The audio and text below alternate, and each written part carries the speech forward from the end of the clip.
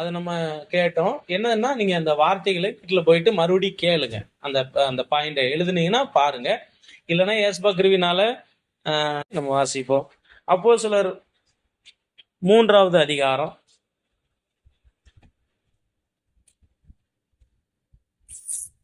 1 முதல் 5 வசனங்களை வரை வாசிப்போம்.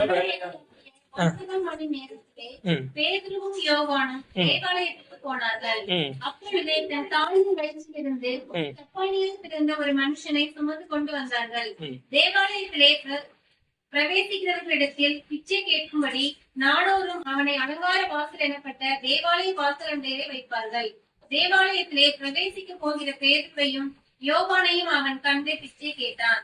பேதுருவும் யோவானும் அவனை உற்று பார்த்து எங்களை நோக்கிப்பார் என்றார்கள். ஆமென், அல்லேலூயா. எங்களை நோக்கிப்பார். இது ஒரு சம்பவம் நமக்கு தெரியும்ல. ஜெப வேலையாகி 9ஆம் மணி வேலை. யூதர்கள் காலையில 6 மணி 1 மணின்னு சொல்லுவாங்க. 6 மணினா 1, 7 மணினா 2, 8 மணி இப்படி வருவாங்க. 9ஆம் மணி வேலை அப்படின்னா சாயங்காலம் 3 மணி. 6ஆம் மணி நேரம் முதல் 9ஆம் மணி நேரம் வரைக்கும் பூமியில அந்தகாரம் உண்டாயிட்டு அப்படின்னா மத்தியானம் 1 மணிலேருந்து 3 மணி வரைக்கும். சரிங்களா? 1 மணிங்கிறது அவங்களுக்கு 6ஆம் மணி நேரம். பகல்ல 12 மணி நேரமா, நைட்ல 12 மணி நேரம். நம்ம 24 மணி நேரம் சேர்ப்போம், அவங்க சேர்க்க மாட்டாங்க. பகல்ல 12 மணினா 12 மணி நேரம் தான். நைட்ல 12 மணி நேரம்னா 12. நைட்ல 4 ஜாமமா பிரிச்சிருப்பாங்க. முதல் ஜாமம் 6 இருந்தா நம்ம பரலோகத்துக்கு பார்த்து ஓடிடலாம். ஆமென், அல்லேலூயா. சரி, இப்ப எங்களை நோக்கிப்பார். பேதுரு யோவானும் சொல்றாங்க எங்களை நோக்கிப்பார். ஆண்டவரை நம்ம நோக்கி பார்க்கணும். என்னென்ன காரியமா இருந்தாலும் ஆண்டவரை நம்ம நோக்கி பார்க்கணும். எதற்காக பேதுரு அப்படின்னா எங்களை அல்ல, எங்களுக்குள்ள இருக்கிற இயேசுவை என்ன செய்ய பார். அல்லேலூயா. அவன் பார்க்கும்போது கேட்டான், நினைச்சான் இவங்கிட்ட ஏதாவது நிறைய கிடைக்கும் போலன்னு. அப்போ அவங்க சொல்றாங்க, பொண்ணு வெள்ளி எங்க இடத்துல இல்லை, எங்க இடத்துல ஒண்ணு இருக்கு, எங்க ஏசப்பா. அவருடைய நாமம் இருக்கு, அவருடைய வல்லம் இருக்கு, அவருடைய அபிஷேகம் இருக்கு, அவருடைய எல்லாமே இருக்கு. அது உன் வாழ்க்கையை என்ன செய்யும் மாற்றுன்னு சொல்லிட்டு அன்னைக்கு ஆண்டவர் மாத்தினார். ஆமென், அல்லேலூயா. எங்களை நோக்கிப்பார். இன்றைக்கு நாம யாரை நோக்கி பார்க்கிறோம்? ஏசப்பா சொல்றாரு எங்களை என்ன செய்ய நோக்கிப்பார். ஏசப்பா சொல்ல என்னை நோக்கிப்பார். இன்னைக்கு நம்ம ஆண்டவரை நோக்கி பார்க்கிற பிள்ளைகளாக என்ன செய்யணும் இருக்கணும். இயேசுவை ஒரு மனிதன் நோக்கி பார்த்தனா முற்றிலும் அவர் தான். அதுக்கு பேர் தான் நோக்கி பார்க்கறது. சும்மா கண்ணுட்டு பார்க்கறதோ தேவைக்கு பார்க்கறதோ இல்ல. இன்னைக்கு மனிதர்கள் ஆண்டவரை தேவைக்கான கடவுளா வச்சிருக்கிறாங்க. சுகம் இல்லையா, ஒரு டாக்டர் மாதிரி வைக்கிறாங்க. கடன் பிரச்சனையா, ஃபைனான்ஸ் கார் மாதிரி அவரை வச்சிருக்கிறாங்க. ஒரு மனம் உடஞ்சிருக்கிறா, ஒரு இந்த என்ன டாக்டர், அவங்க மனநிலை மருத்துவர் மாதிரி வச்சிருக்கிறாங்க. இயேசுவை அப்படி வைக்க கூடாது. இயேசு கிறிஸ்து எல்லாவற்றிலும் எல்லாமா இருக்கிறார். அல்லேலூயா. அவர் வெறும் மருத்துவர் மாத்திரமல்ல, மருத்துவரை சுகமாக்குறவர் மாத்திரமல்ல, எல்லாவற்றுமா என்ன செய்றார் இருக்கிறார். எல்லாமே அவர் தான். நோக்கி பார்த்தல முற்றிலும் அவர் தான் அப்படின்னு பரணும். அதுக்கு பேர் தான் நோக்கி பார்க்குதல். பேதுரு யோவானும் இந்த வார்த்தையை சொல்றாங்க. இன்னைக்கு நம்ம யாரை நோக்கி பார்க்கிறோம் அப்படின்னு சொல்லிட்டு பார்க்கணும். இயேசுவை முழுமையாய் நோக்கி பார்க்கிறோமா? ஏன்னா இயேசுவை சொன்னாரு, கர்த்தரை நம்புகிறவங்க என்றென்றைக்கு அசையாமல் நிலைத்திருக்கும் சியோன் பர்வதத்தை போல இருப்பாங்க. ஏசப்பா ஒரு மனுஷன் நம்பினா அவன் கெட்டு போக மாட்டான். அவன் வாழ்க்கை சியோன் பர்வதத்தை போல என்ன செய்யும் இருக்கும். இன்னொரு வசனம் வாசிப்போம். சங்கீதம் 9ஆம் சங்கீதம் 9ஆம் வசனம். சங்கீதம்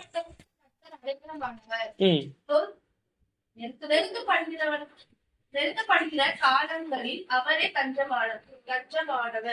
31:9. சங்கீதம் 31:9.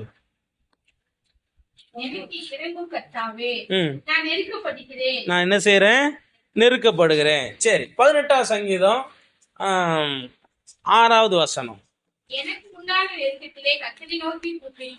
நெருக்கத்துல ஒரு மனிதன், அதாவது ஒரு மனுஷன் ஆண்டவரை ஏன் நோக்கி பார்க்கணும் அப்படின்னா, அவனுக்கு ஒரு நெருக்கம் வருகிறது. இந்த மேல வாசித்தோமே அந்த வசனத்துல, இந்த நெருக்கப்படுகிற நாளிலே கர்த்தரை நோக்கி கூப்பிட்டு என் தேவனை நோக்கி என்ன செய்ய அவையமிட்டேன். ஒரு மனிதனுக்கு நெருக்கம் அப்படின்னு வந்தா, நெருக்கம்னா அவன் தப்பிக்க முடியாத அளவுக்கு வரக்கூடிய தீமைகள். இவன் அவ்வளவுதான் வாழ்க்கை முடிஞ்சது அப்படின்னா அந்த நெருக்கத்தை தான் இவர் சங்கீதக்காரர் சொல்றாரு. எனக்கு உண்டான நெருக்கத்துல அந்த 18ஆம் சங்கீதம் அந்த முதல் பகுதி என்ன சொல்லியிருக்கு? அந்த அந்த எழுதியிருக்கும் பாருங்க. என்ன எழுதியிருக்குது? ராக தலைவனுக்கு ஒப்புவிக்கப்பட்ட சங்கீதம் அல்ல அது. ஆ ஆ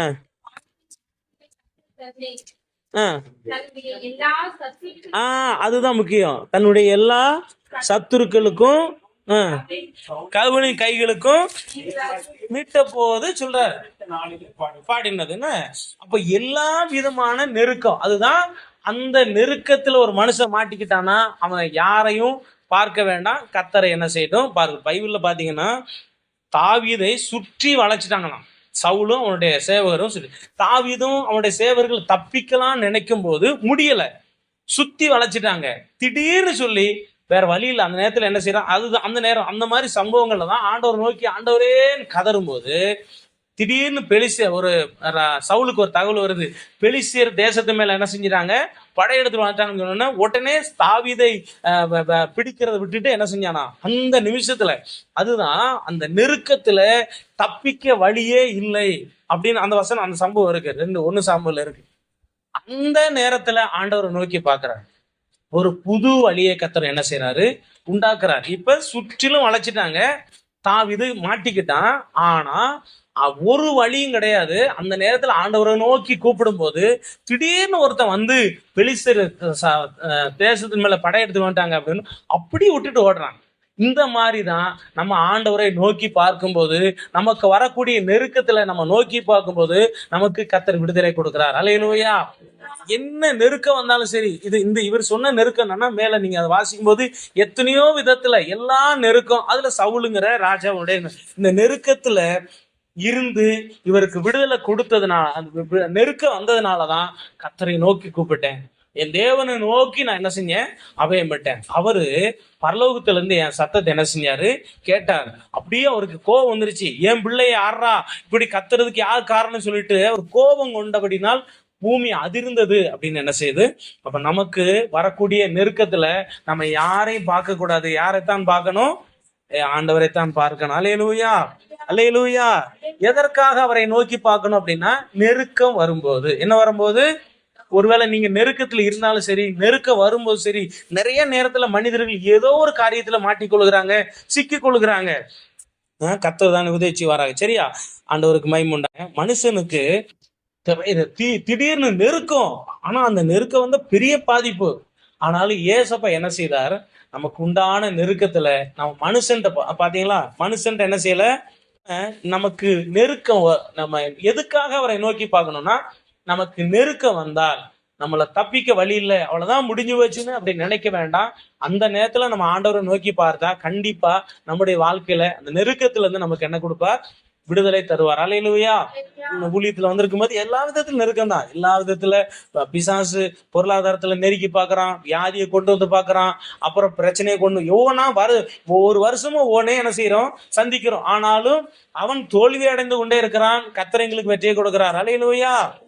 மக்களை கொண்டு வராம விட்ட அப்படி சோர்ந்துருவானு பாக்குறான், விசுவாசிகள் வராம போனா எந்த சூழ்நிலையிலும் ஏசப்பா அவர் தம்முடைய வல்லமையினால் எங்களை நிரப்பி எங்களை நடத்தி கொண்டே என்ன செய்கிறார், இருக்கிறார். அல்லேலூயா. ஆமா, தேவனுக்கு மகிமை உண்டாகட்டும், கர்த்தருக்கு கோடானு கோடி சோத்திரம் உண்டாகட்டும். இன்னொரு வசனங்களே நம்ம வாசிப்போன 2 ராஜாக்கள் 19ஆம் அதிகாரம் 20வது வசனம். அப்பொழுது அவன் மாடுகளை விட்டு ஓடி, ரெண்டு ராஜாக்கள்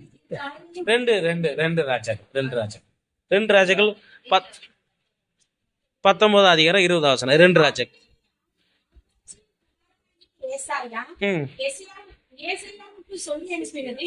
எசேக்கியாவுக்கு வாசிங்க. இஸ்ரவேலின் தேவனாகிய கர்த்தர் உரைக்கிறது என்னவென்றால், அசீரிய ராஜாவாகிய சனகெரிப் நிமித்தம்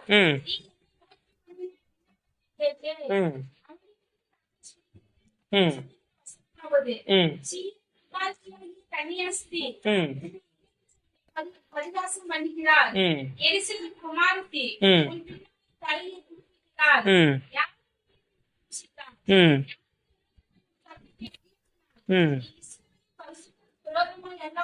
சரி, அதுல நெருக்கம் வருதா? சரி, இது வந்து நெருக்க நாள், தூசணம் நாளுன்னு சொல்லுவாங்க அடுத்த சம்பவத்துல என்ன. அப்போ இவனுக்கு இந்த ராஜாவுக்கு நெருக்கம் வந்துச்சு. எசேக்கியா ராஜாவுக்கு வந்து அசீரிய ராஜா யுத்தம் பண்ண வந்தான். வந்து எல்லாத்தையும் பிடிச்சிட்டு இப்ப எருசலேமுக்கு நேரா வர்றான். ரொம்ப நெருக்கிட்டான். எருசலேம் பைபிள்ல சொல்லுது பாத்தீங்கன்னா, ஏசாயாவும் எசேக்கியா ராஜாவும் வானத்தை நோக்கி அபயமிட்டாங்களாம். ஏசாயாவும் எசேக்கியா ராஜாவும் கர்த்தருடைய ஆலயத்துக்கு போய் வானத்தை நோக்கி அபயமிட்டாங்களாம். இந்த வசனத்துல இல்லைன்னா ஏசாயா தீர்க்கதரிசியில இந்த சம்பவம் இருக்கும். வானத்தை நோக்கி அபயமிட்ட உடனே கர்த்தர் தூதனை அனுப்பி அந்த நைட் அவனை என்ன செஞ்சிட்டாரு, பெரிய அதம் பண்ணி 1,80,000 பேர். எத்தனை பேரு? 1,80,000 ஒரே நைட்ல ஒரே தேவதூதன் கொண்டு போட்டாச்சு. காலில் எந்திச்சு பார்த்தா எல்லாம் செத்த பிணமா கிடக்குறான். அசீரிய ராஜா சனகிரேப் செத்த முகமா என்ன செஞ்சான், அவன் நாட்டுக்கு போனான். போன உடனே அவனுடைய மகன் 2 பேரு, அத்திரமேலேக்கு சரைசார் அப்படிங்கிற 2 பேரும் இவனை கொண்டு போட்டு அவங்க என்ன செஞ்சிட்டாங்க, தப்பிச்சு ஓடிட்டாங்க. கர்த்தர் பாருங்க, நம்ம நெருக்கத்துல கர்த்தரை நோக்கி கூப்பிடும் போது நமக்காக இறங்குவார், யுத்தம் பண்ணுவார், என்ன வேணாலும் செய்வார். அல்லேலூயா, அல்லேலூயா. நமக்காக எதை வேணாலும் செய்வார். ஆனா நம்ம எந்த சூழ்நிலையும் ஆண்டவரை கூப்பிடுறதை மட்டும் நம்ம என்ன செய்யக்கூடாது, விடக்கூடாது. அவரை எப்பொழுதும் நம்ம நோக்கி கூப்பிட்டுக்கிட்டே இருக்கணும். நிந்தனைக்கு வந்தாலும், அவமானம் வந்தாலும், பிரச்சனை வந்தாலும், போராட்டம், எந்த நெருக்கம் வந்தாலும் நம்ம என்ன செஞ்சிடக்கூடாது, ஆண்டவரை நோக்கி பார்க்கறத கூப்பிடுறத என்ன செய்யக்கூடாது. இதுல அந்த வசனம் இருக்கு, வானத்தை நோக்கி அபயம் விட்டாங்களாம். வானத்தை நோக்கி அபயம் விட்டாங்க. அந்த வசனம் வானத்தை நோக்கி என்ன செஞ்சாங்களாம், அபயம் விட்டாங்க. அதனால நம்ம ஆண்டவர் நெருக்கப்படுகிற போது நம்மளை பார்த்து சந்தோஷப்படுற தேவன் அல்ல, அந்த நெருக்கத்துல என்னை கூப்பிடுறாங்களான்னு சொல்லிட்டு என்ன செய்வார், ஒருவேளை பாப்பார ஒழிய அவன் நெருக்கி நம்மளை கொன்னு நம்மளை வேதனைப்படுத்துறத ஆண்டவர் பார்த்துக்கிட்டு சும்மா இருக்க மாட்டாரு, அப்படி அனுமதிக்கவும் மாட்டார். அல்லேலூயா. சரி, அடுத்து பாத்தீங்கன்னா பவுல் சொல்லுகிறார் புதிய ஏற்பாட்டுல, எப்பக்கத்துல நெருக்கப்பட்டோம் நாங்கள் என்ன செய்ய மாட்டோம், ஒடுங்கி போக மாட்டோம். அதுல வசனத்தை குறிச்சுக்கோங்க, 2 கொரிந்தியர் 4:8 சொல்லுவார், எப்பக்கத்துல நெருக்கப்பட்டாலும் நாங்க என்ன செய்ய மாட்டோம், ஒடுங்கி போக மாட்டோம். சில நேரத்துல நெருக்கங்கள் ஏன் வருகிறது அப்படின்னு சொன்னா அது ஒரு 2 காரணத்தை சொல்றேன்னு. ஒரு நெருக்கம், ஒரு மனுஷனுக்கு நெருக்கம் வருது அப்படின்னா 2 காரணத்தினால வருகிறதாக வேதம் சொல்லுது. ஒரு காரணம், தேவனை விட்டுட்டு வெளியே போயிட்டா, அல்லது தேவன் நம்ம கிட்ட இல்லாம வெளியே போயிட்டான். நாங்க ஒரு செபக்குறிப்பு ஜெபம் பண்றோம்னா, அவன் வாழ்ந்து ஒரு பிரயோஜனமும் இல்லை என்ன. இப்ப நம்ம சவுல் ராஜாவை சொல்றான், அந்த எலும்பு வர செய்யறான், சாமுவேல எலும்பு வர செஞ்ச போது, என்னை எதுக்கு களைச்ச, என்னை எதுக்கிட்ட எலும்பு வர பண்ண, தேவனும் என்னை கைவிட்டா, நான் ரொம்ப நெருக்கத்துல இருக்கேன். எப்படி இருக்கேன், ரொம்ப நெருக்கத்துல, தேவனே என்னை கைவிட்டாரு, சொப்பனத்துல தீர்க்கதரிசி ஒண்ணுமே கிடைக்காம போச்சு. அந்த நெருக்க வர்றதுக்கு என்ன காரணம், தேவன் என்னை கைவிட்டார். தேவன் ஒரு மனுஷன் இல்லாட்டா அவனுக்கு என்ன வந்துடும், நெருக்கம் வந்துருதா. 2வது புதிய ஏற்பாட்டுல ஒரு வசனம் சொல்லுது, முள்ளுள்ள இடங்கள்ல விதைக்கப்பட்டவங்க என்ன செய்யறாங்க, நெருக்கப்படுறாங்க. அங்க வேற மாதிரி நெருக்கம், இங்க வேற மாதிரி நெருக்கம். இந்த முள்ளுள்ள இடத்துலக்கு என்னன்னா உலக கவலை, சிற்றியமோ, ஐஸ்வர்யம், இப்படின்னு சொல்லி ஒரு சில வசனம் சொல்லுது. இதெல்லாம் சேர்ந்து என்ன செய்யுது, நெருக்குது. முள்ளு எப்படி ஒரு மனுஷனுக்கு குத்துதோ அதே மாதிரி உலக கவலை, ஐஸ்வர்யம், மற்றவைகளை பற்றி இருக்கிற எல்லா ஆசைகளும் என்ன செய்யுது, இவங்களை நெருக்கி பலனில்லாம போயிரு. நமக்கு அந்த ஆசை அளவுக்கு மேல ஆசை வரும்போது அவங்க நெருக்கப்பட்டு கடைசியில என்ன செய்யறாங்க, பலனே இல்லாம போயிடாங்கன்னு சொல்லி. அதனால 2 விதமான நெருக்கம். சரி, இப்ப அவரை நோக்கி ஏன் பார்க்கணும்னா, நெருக்கத்துல அவரை நோக்கி என்ன செய்ய பாரு. 2வது என்னன்னா, என்னாகுமோ 21 அதிகாரம் 8வது வசனம். என்னாகுமோ 21:8. அப்பொழுது கர்த்தர் மோசேயை நோக்கி, நீ ஒரு கொள்ளிவாய் சர்ப்பத்தின் உருவத்தை செய்து கடிக்கப்பட்டவன் எவனோ அவன் அதை நோக்கி பார்த்தான் என்றார். இந்த சம்பவம் உங்களுக்கு என்னன்னா, ரொம்ப சேட்டை பண்ணுவாங்க, ஆண்டவர் கோபம் வரும், சேட்டை பண்ணுவாங்க, ஆனாலும் தண்டனை கொடுப்பாரு, மறுபடியும் என்ன செய்வாரு, மன்னிச்சிருவாரு. இப்ப என்ன செஞ்சிருச்சு, ரொம்ப கோபம் வந்துருச்சு, கொள்ளிவாய் சர்ப்பங்களை என்ன செஞ்சாராம், அனுப்பினார். ஆண்டவர் பாருங்க, கோபம் அந்த அளவுக்கு கோபம் வந்துருச்சு.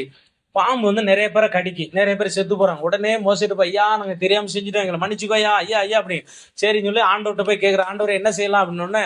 ஒரு கொள்ளிவாய் சர்ப்பத்தை என்ன செய்ய, ஒரு ஊரத்தை வெங்கலத்துல செஞ்சு அதை மாட்டி வை, யாருக்கு பாம்பு கடிக்க வந்து என்ன செய்யட்டும் பார்க்கட்டும். சரியா, சபையில் ஒரு மனுஷன் உண்மையா நடந்த சம்பவம் வந்து வீட்டுல வந்து எனக்கு நீங்க ஜெபம் பண்ணி விடுங்க சரியா போகும்னு சொல்லிட்டு ஜெபம் பண்ணிட்டு ஆஸ்பத்திரி போனா, கண்டிப்பா கத்திரிக்கிறதுனால ஒன்றும் பாதிப்பு இல்லை, நல்லா ஆயிடுச்சு. நம்ம ஆண்டவர், நம்முடைய தெய்வம் அவரை நோக்கி பார்க்கும்போது நெருக்கத்திலிருந்து விடுதலை கொடுக்கிறார். அவரை நோக்கி பார்க்கும்போது அவர் பிழைக்க வைக்கிறார். என்ன வைக்கிறார் சொல்லுங்க? பிழைக்க வைக்கிறார். அவன் பிழைப்பான். ஆண்டவர் சொல்றாரு, யாரெல்லாம் அந்த இதை போய் நோக்கி பார்க்கறானோ அவன் என்ன செய்வான்? பிழைப்பான். புதிய ஏற்பாட்டுல பாருங்க, நம்ம யோவான் 3ஆம் அதிகாரத்துல ஏசப்பாத்தை சொல்லுவார் இல்லையா? யோவான் 3ஆம் அதிகாரத்துல சொல்லுவாரா?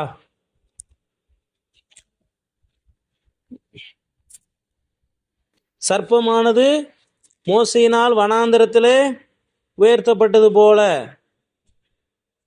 மனுஷகுமாரனும் விசுவாசிக்கிறவன் எவனோ ஆ விட்டு போகாமல் நித்திய ஜீவனை அடையும்படி ஆ உயர்த்தப்பட வேண்டும். எங்க இருக்குது? 14ஆம் அதிகாரமா?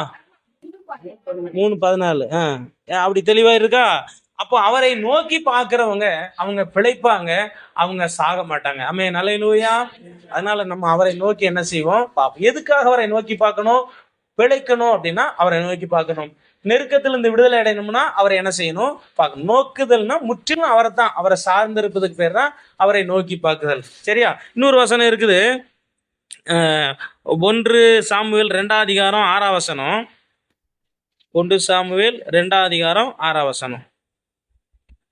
கர்த்தர் கொல்லுகிறவரும் உயிர்ப்பிக்கிறவருமாய் இருக்கிறார். அல்லேலூயா. அவர் எப்படிப்பட்டவரா? உயிர்ப்பிக்கிறவராய் இருக்கிறார். அவர் பிழைக்க வைக்கிறவர்னு சொல்லி வேதம் சொல்லுது. அவர் பிழைக்க வைக்கிறவர். அவரு நம்மளை பிழைக்க வைக்கிற தேவனாக என்ன செய்யறார்? இருக்கிறார். சங்கீதம் அதே போல கொலோசியர் 2ஆம் அதிகாரம் 13ஆம் வசனத்துல அவர் பாருங்க, கொரிந்தியர் தான். கொலோசியர் 2ஆம் அதிகாரம் 13ஆம் வசனம்.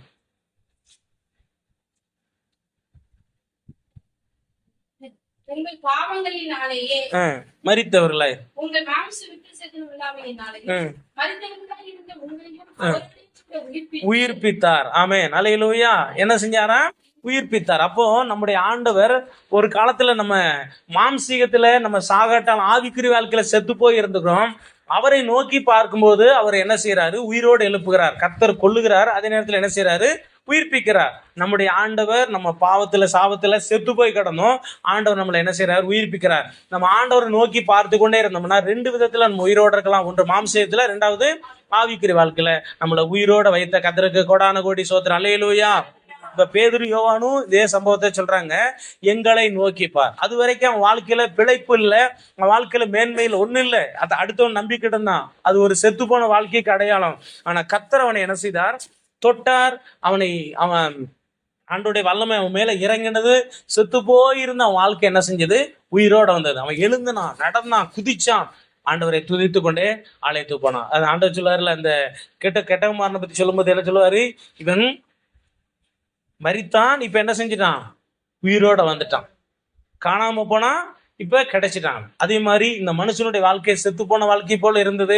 ஏசப்பா, அப்ப நம்ம அவரை நோக்கி பார்த்தால் நம்முடைய வாழ்க்கை நெருக்கத்திலிருந்து விடுதலை அடையும், நம்முடைய வாழ்க்கை பிழைத்து கொள்ளும். இயேசுவை நம்பி யாரு கெட்டு போனது இல்லை. 3வது சங்கீதம் 34வது சங்கீதத்தில் 5ஆம் வசனம், அவர்கள் அவரை நோக்கி பார்த்து பிரகாசம் அடைந்தார்கள், அவர்கள் முகங்கள் என்ன செய்யல? வெட்கப்படும். இயேசுவை நோக்கி பார்த்தவங்க அவங்க குடும்பம், அவங்க வாழ்க்கை பிரகாசமாக மாறுகிறது. என்ன மாறுகிறது? பிரகாசமாகிறது. ஒரு காலத்துல அவங்க இருள கடந்திருப்பாங்க, இப்ப வெளிச்சத்துல வந்திருக்கிறாங்க. ஒரு காலத்துல அவங்க பாவத்துல இருப்பாங்க, இன்னைக்கு அவங்க பரிசுத்தத்தில் வந்திருக்காங்க. ஒரு காலத்துல அவங்க சாபத்துல கடந்தாங்க, இன்னைக்கு ஆசீர்வாதத்துக்குள்ள வந்திருக்காங்க. பிரகாசம் என்பது மற்றவர்களுக்கு வெளிச்சம் கொடுப்பது. அல்லேலூயா. ஒரு காலத்துல நான் பாவியா இருந்தேன், இன்னைக்கு ஏசப்பா ரட்சித்தார். இன்னைக்கு நான் மற்றவங்களுக்கு என்ன செய்யறேன்? ஆண்டவர் என்னை வெளிச்சமாக என்ன செஞ்சிருக்கிறாரு? வைத்திருக்கிறார். நான் நிறைய பேரை கர்த்தருக்குள்ள நடத்துக்கு. அப்படி நம்மள ஆண்டவர் மாற்றுகிற தேவனா இருக்கிறார். அல்லேலூயா. நீங்கள் வெளிச்சமாக மாறணும். நீங்க மற்றவங்களுக்கு என்ன கொடுக்கணும்? வெளிச்சம் கொடுக்கணும். கடந்த வாரத்துல அந்த வசனம் வந்துச்சு இல்லையா? இவ்விதமாய் கர்த்தர் உங்கள் நற்கிரியைகளை கண்டு பரலோகத்தில் இருக்கிற பிதாவை மகிமைப்படுத்தும்படி உங்கள் வெளிச்சம் அவர்களுக்கு முன்பாக பிரகாசிக்க கடவுது. நம்ம மற்றவங்களுக்கு வெளிச்சம் கொடுக்கிறவங்களா என்ன செய்யணும்? மாறணும்னா நம்ம பிரகாசமா என்ன செய்யணும்? மாறணும். நம்ம அவரை பார்த்து கொண்டே இருந்தால் நம்ம பிரகாசிக்கப்படுவோம். மற்றவங்களை என்ன செய்வோம்? மற்றவங்களுக்கு வெளிச்சம் கொடுப்பேன். ஏன்னா நிறைய மக்கள் இருளில் கிடக்குறாங்க, நிறைய மக்கள் கவலைக்கிறாங்க, வேதனையில் இருக்காங்க, துன்பத்தில் இருக்கிறாங்க. எல்லா வீடுகள்லையும் கண்ணீரும் கவலையும் வேதனையும் நிறைந்திருக்கிறது. நம்ம கடந்து போய் பார்க்கும்போது எத்தனையோ நபர்கள் வேதனை. நம்ம மற்றவங்களுக்கு வெளிச்சம் கொடுக்குறோம், நம்ம பெற்ற சந்தோஷத்தை, நம்ம பெற்ற கிருபையை, நம்ம பெற்ற அபிஷேகத்தை மற்றவங்களுக்கு கொடுக்குறவங்களா நம்ம என்ன செய்வோம், மாறும். ஒரு காலத்துல நம்ம ஒரு வேதனையில துன்பத்துல கிடப்போம், நம்ம உருவாகி மற்றவங்களை என்ன செய்வோம், மாற்றுவோம். அவங்க இன்னொருத்தரை என்ன செய்யட்டும், ஆண்டவருக்குள்ள மாற்றட்டும். அப்படி ஆண்டவர் நம்முடைய வாழ்க்கையை பிரகாசிக்க பண்ணுவாராக. அல்லேலூயா. எபிரேயர் 6 அதிகாரத்துல சொல்லியிருக்கு, ஒரு முறை பிரகாசிக்கப்பட்டும் அப்படின்னு. அப்போ கிறிஸ்துக்குள்ள வந்த உடனே அவங்க என்ன செய்யறாங்க, பிரகாசமாக மாறுகிறாங்க அப்படின்னு பார்க்கிறோம். அதனால ஆண்டவர் சொல்ல, தூங்குகிற நீ மரித்தோரை விட்டு வெளியே வா, கர்த்தர் உன்னை என்ன செய்வார், பிரகாசிக்க பண்ணுவார். நிறைய நேரத்துல நம்ம பிரகாசமாகணும். ஒரு இந்த ஆண்டவர் நம்மளை வெளிச்சமா வச்சிருக்கிறார். நிறைய பேரை வெளிச்சத்துக்குள்ள நடத்துறவங்களா என்ன செஞ்சிருக்கிறாரு, வைத்திருக்கிறார். அல்லேலூயா, அல்லேலூயா. அவரை நீங்கள் நோக்கி பார்த்துக்கிட்டே இருங்க. நீங்க நோக்கி பார்த்தீங்கன்னா உங்க நெருக்கம் நீங்கும். நீங்க அவரை நோக்கி பார்த்தா நீங்க பிழைச்சிக்கிடுவீங்க. நீங்க அவரை நோக்கி பார்த்தா உங்க வாழ்க்கை, உங்க குடும்பம் பிரகாசமாய் மாறும். அல்லேலூயா. இயேசுவின் இடத்துல வந்த நிறைய குடும்பங்கள் உண்டு. அந்த குடும்பங்கள் எல்லாம் ஆண்டவர் இன்னைக்கு பிரகாசமா என்ன செய்திருக்கிறார், வைத்திருக்கிறார். நிறைய பிரகாசம். வெளியே போயிட்டாருன்னா அன்னைக்கு 7:30 பிடிச்சது.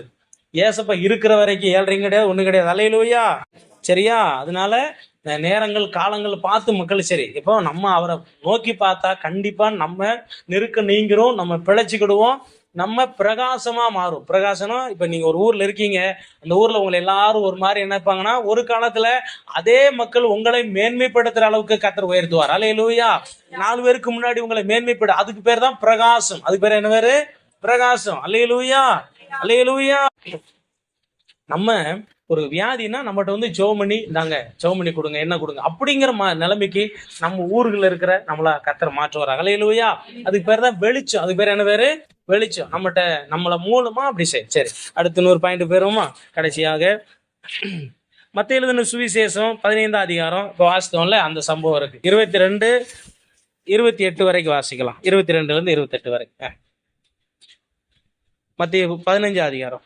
அப்பொழுது அந்த திசைகளில் குடியிருக்கிற கானானிய ஸ்திரீ ஒருத்தி அவரிடத்தில் வந்து, ஆண்டவரே, தாவீதின் குமாரனே, எனக்கு இரங்கும், என் மகள் பிசாசினால் கொடிய வேதனை படுகிறாள். சரி, இருக்கட்டும், நான் அப்படி சொல்றேன். அவன் கூப்பிடுறா. சரியா? அவரை நோக்கி என்ன செய்யறான், கூப்பிடுறா. ஏசப்பா என்ன சொல்றாரு, நான் ஒண்ணுமே சொல்லாம போறாரு. 2வது கூப்பிடுறா. 2வது என்ன சொல்றாரு, நான் வந்து இஸ்ரவேலுக்காக வந்தா உங்களுக்காக வரலங்கிறார். மறுபடியும் 3வது வர. அப்ப சீசர்கள் சொல்றாங்க, ஆண்டவரே பின்னாடி வந்து தொந்தரவு பண்றாலே, அவளை அனுப்பிவிடுங்க அப்படின்னு. அப்புறம் தான் சொல்றாரு, பிள்ளையின் அப்பத்தை எடுத்து நாய்க்குட்டிகளுக்கு போடுது. முதல்ல என்ன சொல்றாரு, நான் இஸ்ரவேலுக்கா வந்தேன், உங்களுக்கா வரல. 2வது என்ன செய்யற, கூப்பிடுறா. 2வது என்ன செய்யற, ஆனா கூப்பிடாதுன்னு எழுதல, அதான் நடந்துச்சு. 2வது ஏசப்பா என்ன சொல்றாரு, பிள்ளையின் அப்பத்தை எடுத்து நாய்க்குட்டிக்கு போடுது, நல்லதில்ல. அப்புறம் அப்படி கேட்டுட்டே இருக்கா. ஆனாலும் அவ என்ன செய்யறா, அவரை நோக்கி கூப்பிட்டதை குறைக்கவே இல்லை. கடைசி வரைக்கும் ஆண்டவரே இறங்கும், என் மகளுக்கு இறங்க, என் குடும்பத்துக்கு இறங்கும், அம்மே நல்லேலூயா. கடைசி ஆண்டவர் சொல்றாரு, அவருடைய விசுவாசத்தை பார்த்துட்டு சொல்றாரு, நீ போ, மகள் என்ன செய்வா, சோமாயிரும். பாருங்க, இன்னைக்கு நம்ம குடும்பத்திற்காக ஆண்டவரை நோக்கி பார்க்க வேண்டும். யாருக்காக பார்க்கணும், யாருக்காக, நம்ம குடும்பத்திற்காக ஆண்டவரை நோக்கி பார்க்கணும். இப்ப அந்த மகள் சோமினாமா இருக்கா, வாலிப பிள்ளை. அப்புறம் என்ன செய்யறான், தாய் வந்து அழுகிற, ஆண்டவரே அவ எங்கெல்லாம் போயிருக்கலாம், ஒருவேளை இயேசுவை பத்தி கேள்விப்படுறா, வந்து ஏசப்படாது, என் குடும்பத்துக்கு இறங்கும். என் குடும்பத்துக்கு என்ன செய்யும், ஒருவேளை அந்த அவங்க வீட்டுக்கு இறந்துருப்பாரோ தெரியல, அந்த அந்த பரதேசினா எங்க போயிட்டானோ. சரி, இந்த அம்மா ஏசப்பா பத்தி தெரிஞ்சுக்கிட்டு இது என்ன செய்யுது. இப்ப நீங்க இன்னைக்கு நம்ம வீட்டுக்கார ஜெபம் பண்ற, நம்ம என்ன செய்வோம், நம்ம குடும்பத்துக்காச்சும். ஆமே நல்லேலூயா. சகோதரிகளும் உங்க வீட்டுக்காருக்கா ஜெபம் பண்ணுங்க, சகோதரர்களும் உங்க மனைவிக்கா என்ன செய்யுங்க, ஜெபம் பண்ணுங்க. பிள்ளைகள் பெற்றோருக்கா ஜெபம் பண்ணுங்க, பெற்றோர் பிள்ளைக்கா ஜெபம். ஏசப்பா என் குடும்பத்தின் மேல என்ன செய்யும், இறங்கும், என் மனைவி மேல இறங்கும், என் பிள்ளைகள் மேல இறங்கும். திருமணம் ஆனாவும் மனைவி மேல சொல்லக்கூடாது, எங்க மேல என்ன செய்யும், என் வாய்க்கு வந்தெல்லாம் சொல்லக்கூடாது. ஏசப்பா என் மேல என்ன செய்யும், இறங்கும், எங்க அம்மா மேல இறங்கும், அப்பா மேல இறங்கும், எல்லாரும் மேல டெய்லி கேட்கணும், இறங்கும்னு சொல்லி. ஏன், நம்ம பிழைக்கணும். அல்லேலூயா. குடும்பத்திற்காக அவரை நோக்கி நம்ம என்ன செய்யணும், பார்க்கணும். நம்மலாம் உண்மை. அதனால முடிந்த வரைக்கும் அழுங்க, கண்ணீர் விடுங்க, நம்ம குடும்பத்துக்காக அழுங்க, குடும்பத்துக்காக. இவள் இந்த சகோதரி தன்னுடைய மகளுக்காக, ஆண்டவரே எவ்வளவு தூரம் தெரியுமா, நிறைய தூரம் நடந்து வந்தா அழுகிறா. அந்த திசையில போறாரு, எவ்வளவு தூரமோ தெரியல, பின்னாடியே போறா. ஆண்டவரே என் மகளுக்கு இறங்கும், என் மகளுக்கு என்ன செய்யும், இறங்கும், என் மகளுக்கு இறங்கும், என் மகளுக்கு இறங்கும், இறங்கும், இறங்கும். பைபிள் பாத்தீங்கன்னா அது அந்த வசனம் சொல்லு, இவள் நம்மை பின்தொடர்ந்து வர்றாளே, இவளை என்ன செய்யும், அனுப்பிவிடும். இருக்கா வசனம் இருக்கா? இவள் நம்மளை பின்தொடர்ந்து வர்றா, இவளை அனுப்பிடுங்க. ஏன்? இவர் ரொம்ப தூரம் பின்னாடி வந்துகிட்டே இருக்கிறா. நமக்கு நம்ம குடும்பத்துக்காக ஆண்டவரை கூப்பிடணும், கெஞ்சணும், ஆண்டவர்கிட்ட அழுகணும். ஆமென், அல்லேலூயா. சரியா? அப்படி நம்ம குடும்பத்துக்காக என்ன செய்வோம்? ஆபிரகாம், ஈசாக்கு, யாக்கோபு இவங்கெல்லாம் என்ன செஞ்சாங்கன்னா அவங்களுக்காக அவங்க ஜெபம் பண்ணல, தன்னுடைய சந்ததிக்காக ஜெபம். ஆபிரகாம் தன்னுடைய சந்ததிக்காக ஜெபம் பண்ணார். ஆண்டவரே சந்ததி என்ன செய்யணும். அப்புறம் ஈசாக்கு என்ன செய்யறார், தன்னுடைய சந்ததிக்காக ஜெபம் பண்ணுகிறார். யாக்கோபு போராடுகிறார், அழுகிறார், எனக்கு வேணும், ஆசீர்வாதம் வேணும், என்னையோட முடியல, என் சந்ததி என்ன செய்யணும், நல்லா இருக்கணும். இப்படி நம்ம பெற்றோர், நம்ம ஆண்டுடைய பிள்ளைங்க, நம்ம குடும்பத்திற்காக, இந்த வாலி பிள்ளைங்களா ஜெபம் பண்றீங்களா, உங்க குடும்பத்துக்காக ஜெபம் பண்ணுங்க. அம்மாவுக்கு, அப்பாவுக்கு, அண்ணனுக்கா, தம்பிக்கா, பாப்பா, எல்லாருக்கும் என்ன செய்யுங்க, கூட பிறந்தவங்களுக்காக கண்ணீர் வடிங்க, அழுங்க, நோக்கி பாருங்க. கண்டிப்பா செய்ய வேண்டியது நம்முடைய கடமை. கடைசியாக நாம் பரலோகம் போக வேண்டுமானால் ஏசப்பாவை நோக்கி என்ன செய்யணும், பார்க்கணும். ஏசப்பா சொன்னார், நானே வழியும் சத்தியமும் ஜீவனுமா இருக்கிறேன். ஏசப்பாவை நோக்கி பார்க்கணும். எபிரேயர் 3:1 12:1 இந்த 2 வசனத்திலையும் வாசித்து பாருங்களேன். 3:1 12. பரிசுத்த சகோதரரே, நாம் அறிக்கை பண்ணுகிற அப்போஸ்தலரும் எங்க அழைப்புக்கு, பரம அழைப்புக்கு பங்குள்ளவர்களாகிய பரிசுத்தர். எந்த அழைப்பு? பரலோகத்துக்கு போற நம்ம என்ன செய்யுங்க. 12:1 மேகம் போன்ற இது இத்தனை சாட்சிகள் நம்மை சூழ்ந்து கொண்டிருக்கிற பாரமான யாவற்றையும் நம்மை சுற்றி நெருக்கி நிற்கிற பாவத்தையும் தள்ளிவிட்டு விசுவாசத்தை தோற்கிறவரும் முடிக்கிறவருமாய் இருக்கிற இயேசுவை நோக்கி நமக்கு நியமித்திருக்கிற ஓட்டத்தில் பொறுமையோடு ஓட கடவும். நம்ம பரலோகத்துக்கு ஓட போறோம், அதனால என்ன செய்வோம், அவரை நோக்கி பார்த்து பொறுமையா என்ன செய்வோம். அதான் பொறுமைன்னா ரொம்ப பொறுமை இல்ல, பொறுத்து கொண்டு ஓடுவது. ஆமென், அல்லேலூயா. என்ன செய்வது, பொறுத்து, எல்லாத்தையும் தாங்கிக்கிட்டே அப்படியே என்ன செய்யணும், ஓடணும். அதுதான் அந்த பொறுத்து கொண்டு. ஏன்னா நிறைய நமக்கு போராட்டம் இருக்கு, சுற்றிலும் பாவம் இருக்குது, தீமை இருக்குது, அது இருக்கு, எல்லாம் இருக்கு. அந்த நெருக்கத்துல கர்த்தரை நோக்கி கூப்பிட்டு நாம பரலோகம் போய் சேர தேவன் நமக்கு உதவி செய்வார். அல்லேலூயா. அதுக்கு அவரை நோக்கி தான் என்ன செய்யணும், பார்க்கணும். பிழைக்கணுமா, நெருக்கத்துல விடுதலை அடையணுமா, அடுத்து ஸ்தோத்திரம் ஸ்தோத்திரம் ஸ்தோத்திரம் பிரகாசம் அடையணுமா, நம்ம குடும்பம் நல்லா இருக்கணுமா, அவர் தான் என்ன செய்யணும், நம்ம குடும்பம் நல்லா இருக்கணும்.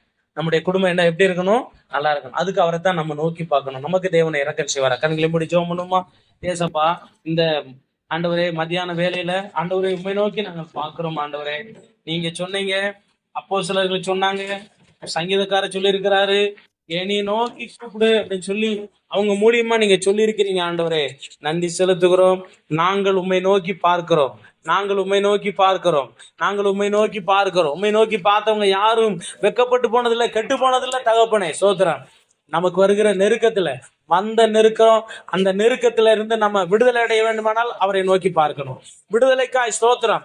நெருக்கம், வியாதிங்கிற நெருக்கம், பிரச்சனைங்கிற நெருக்கம், கடனுங்கிற நெருக்கம், கண்ணீருங்கிற நெருக்கம், வேதனைங்கிற நெருக்கம், மனிதர்களால் வரக்கூடிய நெருக்கங்கள், எல்லா நெருக்கமும் நம்மளை நம்ம செத்து பெறுவோமோ, நம்ம இந்த நெருக்கம் நம்ம ஒன்றும் செய்யாது. நம்ம ஆண்டவரை நோக்கி கூப்பிட்டால் கர்த்தர் நமக்கா ஏதாயிலும் ஒரு வழியை ஏற்படுத்துவார். அவரை நோக்கி பார்த்தவர்கள் கண்டிப்பா வெக்கப்பட்டு போனது இல்லை. சங்கீதக்காரர் சொல்ற, எனக்கு உண்டான நெருக்கத்துல நான் யாரையும் பார்க்கல, நான் கர்த்தரை தான் நோக்கி பார்த்தேன், அவர் எனக்கு உதவி செய்தார். உலகத்துல நம்ம அவர் செய்யக்கூடிய உதவியை உலகத்துல யாராலும் செய்ய முடியாது. அப்படிப்பட்ட உதவி செய்யற தேவனுக்கு கொடான கோடி ஸ்தோத்திரம். அப்படி உதவி செய்யற தேவனுக்கு கொடான கோடி ஸ்தோத்திரம். உங்க நெருக்கத்துல கர்த்தரை நோக்கி பாருங்க. நிறைய பேர் நெருக்கத்துல இருக்கிறோம். அந்த நெருக்கத்துல இருந்து கர்த்தர் விடுதலை தருவார், விடுதலை தருவார், விடுதலை தருவார். எனக்கு இந்த நெருக்கத்துல இருந்து விடுதலை இல்லையா, கண்டிப்பா விடுதலை உண்டு. கர்த்தர் விடுதலை தருவார். அதுக்காக கர்த்தருக்கு கோடான கோடி ஸ்தோத்திரம். அல்லேலூயா. நீங்க பிழைக்க வேணுமா, அவரை பாருங்க. அவரை பார்த்தவங்க யாரும் செத்து போக மாட்டாங்க, கண்டிப்பா பிழைப்பாங்க. அவங்க பிழைப்பாங்க, அவங்க பிழைப்பாங்க. ஸ்தோத்திரம். நம்முடைய வாழ்க்கையில ஒரு தீமை வந்துருச்சா, அவரைத்தான் பார்க்கணும். செத்து போறோம், சாக மாட்டோம், கண்டிப்பா சாக விட மாட்டார். கர்த்தர் நம்மளை சாக விட மாட்டார். நம்ம தெய்வம் இருக்கிறார், அவரை நோக்கி பாரு. அவங்க எல்லாரும் ஆண்டவரை நோய் அவங்க சொன்னாங்க, ஐயோ நாங்க வாழ்க்கை முடிஞ்சிருச்சு, நாங்க சாக போறோம். இல்ல ஒரு வழி இருக்கு, நீ அவரை நோக்கி பாருப்பா, நீ பாத்தீனா நீ பிழைத்துக் கொள்வாய், நீ சாக மாட்டாய் என்று சொல்லி நம்மளை வாழ வைக்கத்தான் ஆண்டவர் மனுஷனாய் அவர் பிறந்து சிலுவையில மரித்தாரே ஒழிய சாக வைக்க அல்ல. அதனால நம்முடைய ஆண்டவர் பிழைக்க வைக்க வந்த தேவன், நம்மை வாழ வைக்க தேவன் வந்த தேவன். அவருக்கு கொடான கோடி நன்றி, கொடான கோடி ஸ்தோத்திரம். நம்ம குடும்பத்திற்காக அவரை நோக்கி பார்க்கணும். நம்ம குடும்பத்திற்காக அவரை நோக்கி பார்க்க வேணும். நம்முடைய தெய்வம் ஸ்தோத்திரம் நம்ம நல்லா இருக்கணும். பைபிள் சொல்லுது, அந்த சகோதரி தன்னுடைய பிள்ளைக்காக, ஆண்டவரே என் மகளுக்கு என்ன செய்யுங்க, இறங்குங்க, என் மகளுக்கு என்ன செய்யுங்க, இறங்குங்க அப்படின்னு சொல்லி இறங்குங்க ஆண்டவரே, இறங்குங்க. இன்னைக்கு நமக்கு ஆண்டவர் இறக்கம் செய்யட்டும், நம்முடைய கணவனுக்கு இறக்கம் செய்யட்டும், நம்முடைய மனைவிக்கு இறக்கம் செய்யட்டும், நம்முடைய பிள்ளைகளுக்கு இறக்கம் செய்யட்டும். இன்னைக்கு அந்த இறக்கத்தை ஆண்டவர்கிட்ட வாங்கி கொடுக்கணும். இறங்கும். ஆபிரகாம் தன்னுடைய சந்ததிக்கா ஜெபம் பண்ணான். பாருங்க, இஸ்மவேலுக்கா சொன்னான், இஸ்மவேல் உமக்கும்பாக பிழைப்பானாக அப்படி சொல்றான். இஸ்மவேல் உமக்கும். நம்ம சொல்லணும், ஆண்டவரே என்னுடைய மனைவி பிழைப்பாளாக, என்னுடைய கணவன் பிழைப்பானாக, என்னுடைய பிள்ளைகள் பிழைக்கட்டும் ஆண்டவரே, என்னுடைய பெற்றோர் பிழைக்கட்டும் ஆண்டவரே, என் குடும்பத்தில் கூட பிறந்தவங்க பிழைக்கட்டும் ஆண்டவரே. அப்படி கேளுங்க, ஆண்டவரே பிழைக்கட்டும் ஆண்டவரே, இரக்கம் செய்யும். நம்ம குடும்பத்துக்காக ஆண்டவரை நோக்கி பார்க்கணும். நம்ம குடும்பத்திற்கு ஆண்டவரை நோக்கி பார்க்கணும். அவரை நோக்கி பார்த்தவங்க வெட்கப்பட்டதில்லை. அதே போல சொல்லுது, அவரை நோக்கி பார்த்தவங்க பிரகாசம் அடைந்தார்கள். நம்ம வாழ்க்கை பிரகாசமாகும். நம்முடைய பகுதியில நம்ம பிரகாசமாவோம்.